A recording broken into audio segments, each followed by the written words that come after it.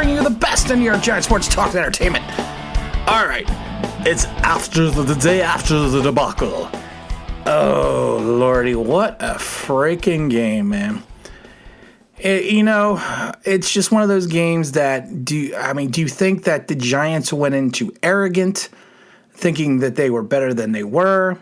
Were the fans misled by thinking that we weren't as good as we were? I think defensively we are as good as we are. We just ran into an offense that got hot at the right time, and we had let's just say we had an offense of our own that couldn't do anything. And then if you take a look at the average field position, Arizona its average started on its own 47. The Giants at their own 18. So that kind of affects play calling. But from a statistical standpoint, the Giants got dominated all around. There's just no way around it. I mean, you look at first downs, 22 for Arizona, 10 for the Giants. Total plays, 79 to 49. Total yards, 390 to 159. Rushing yards, 159 to 78. Passing, 231 to 81. It's just one of those things that you're just like. Time of possession, 37:52 to 22:08. It was a total domination of our team on both offense and defense. And I laugh now because I want to see if everyone's going to be saying, now, we have to give Leonard Williams all that money. Leonard Williams had four tackles. Okay? Had one solo. No tackles for losses, no hits, no pressures, nothing. Kyler Murray was sacked, one time? By Dalvin Tomlinson? It was just a bad game. All right, the Deion Lewis thing, that was a fluke play. The guy inadvertently kicked the ball out. It's not a penalty. It was inadvertent. He did not do it intentionally. But everything else, the Giants just looked bad. Now, I think the big question is always going to be, especially for the offensive woes we're having right now, who's to blame? Now, you have a lot of people that are saying it's Daniel Jones. You got a lot of people that are just placing all the blame on Jason Garrett. Jason Garrett has called some, I would say, almost perfect games for the Giants. But he is not responsible for execution of the quarterback. If we think about it, we probably could have 2 to 3 more wins if it was not for the turnovers of Daniel Jones. You really have to sit down and think about that. So let's break this down. Let's think about this for a minute. Between Jason Garrett and Daniel Jones, who is most to blame for the offensive woes? Jason Garrett has to work with the talent that he has. Plain and simple. He's got to work with the quarterback. He cannot execute for the talent. He can only execute. He can't execute at all. He can only call the plays and then hope that the talent on the field is able to execute them. Now, some people say, well, he has very simplistic game planning. I think he's game planning for the talent that he has, and he's game planning for the quarterback he has. And he understands that Daniel Jones has certain limitations when it comes to being an NFL quarterback. And I said this yesterday, and it's something that he should not be doing now. But Daniel Jones is a one-read quarterback. He's a first-read quarterback. Plain and simple. His first read isn't there.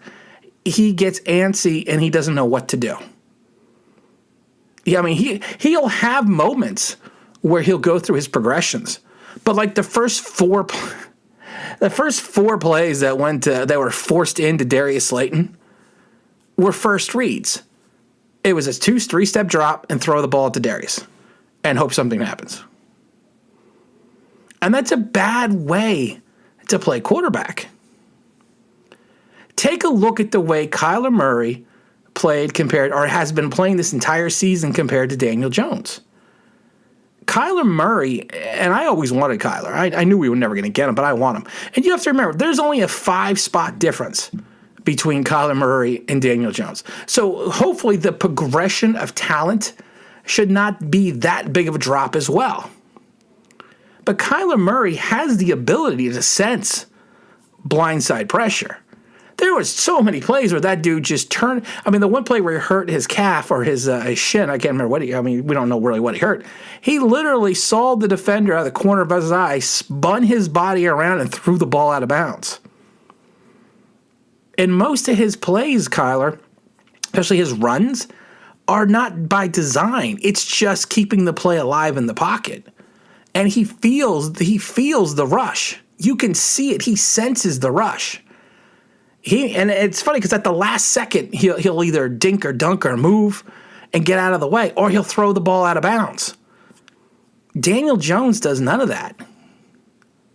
Daniel Jones has not done that all season long. And people will be like, well, we'll point to the games that he won us. The games that Daniel Jones, won for us when we were on that 4-game winning streak. But if you go back and look at his game log, and I've said this before, there's a difference between game winners and game managers. You have to think of it that way. And Daniel Jones has been a game manager. In the wins, he was 23 of 34 for 212, 1 touchdown. Philadelphia, 21 of 28, 244, no touchdowns. Cincinnati, 16 for 27. Of course, he got hurt, 213 yards, no touchdowns. Okay, that to me, I'm not. And then you look at his rushing yards. The biggest rushing day he had was against Philadelphia in those last games, which was 9 for 64. Philadelphia, their biggest issue on defense is they over-pursue, which Jason Garrett took advantage of. The other games, going back to the Tampa game, 3 for 20 for rushes. Then the Washington game, 6 attempts for 4 yards. Then the Cincinnati game, which he got hurt in, 6 for 19, with the longest of 7.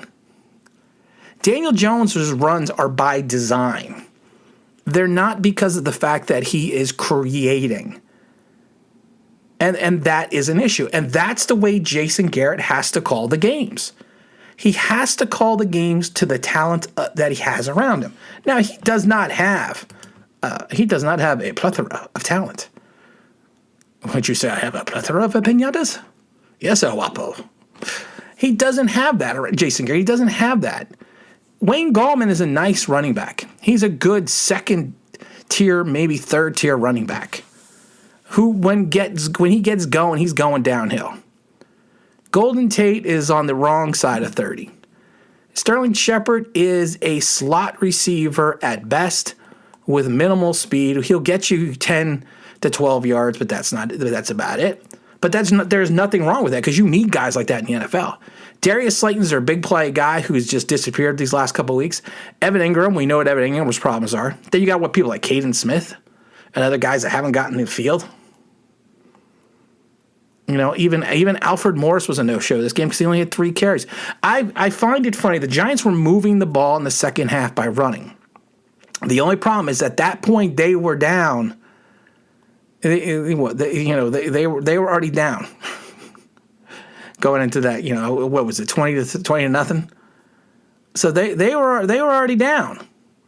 So there was no way they could rely heavily on the rush, which is what Jason Garrett's offense is, because of the fact that he does not have the comfort level of letting Daniel Jones loose, because he leads the league in interceptions and fumbles over the last 2 seasons.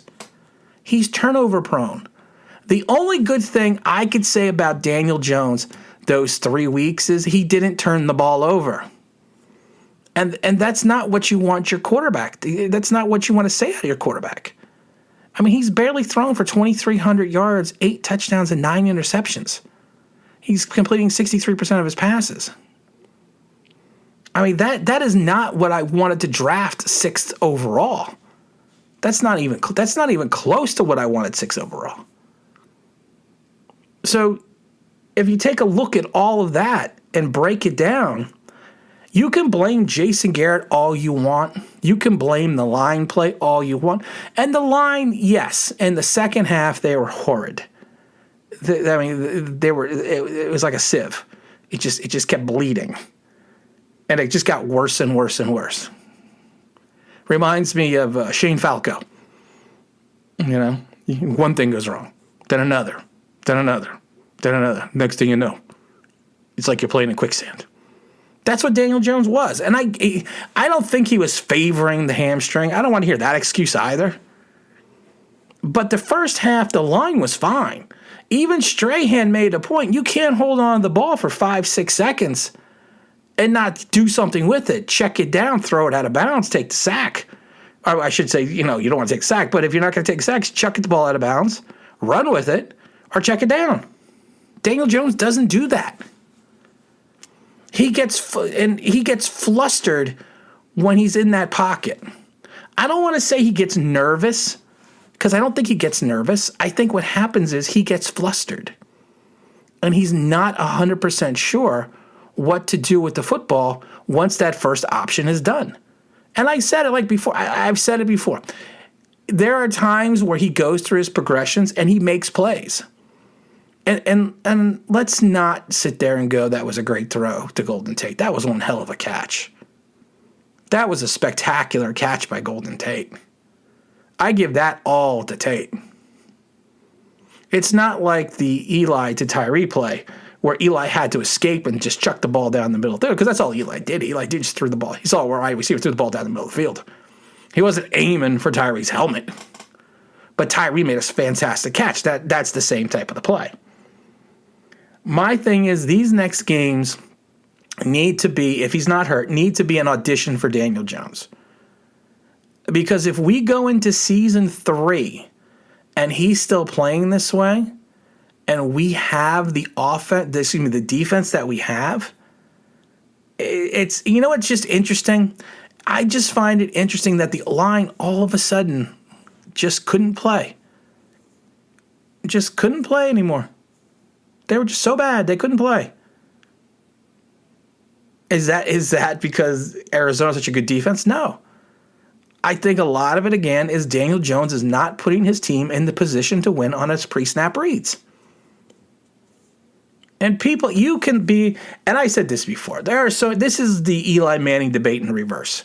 The problem is you have so many young fans that watched Eli for 16 seasons or 15 seasons or how many seasons he played, because he didn't miss a couple seasons. Didn't miss a couple seasons, but he missed a couple games because he was replaced by Jones. But that's the only quarterback they know. So this is their quarterback. This is their guy. This is their like Phil Simms was my guy. Phil Simms, when he was drafted in 79, I've already been watching the Giants for about 3 years. So he was my first quarterback. And I understand I wanted Simms to succeed. I was a huge Simms fan. I've told the story about how I cried during Christmas when my grandmother gave me a Craig Morton jersey. I was so happy when I got a number 11 jersey to replace that number 15. But Simms went through some bad years. And it took some while to get him to the glory days. But he was my guy, so he could do no wrong in my eyes. And that's what I think is happening right now with Daniel Jones.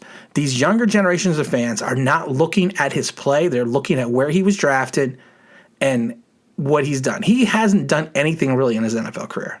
He had a good first season, but a lot of that good first season, I have to give credit to Pat Shurmur. And now he's facing the reality that the league has adjusted to him. And I've said this before. You put the pressure in Daniel Jones's face. You take 2-3 guys, put them in Daniel Jones's face, and you close off the edge. He does not know what to do in the center of the pocket. And you could see that on full display today or yesterday. And you know what? We're going to end it there. And again, this is Tim with Online Big Blue, bringing you the best of New York Giants sports talk and entertainment. And as always, if you could subscribe, if you could ring that bell, you know what it means? That would be awesome.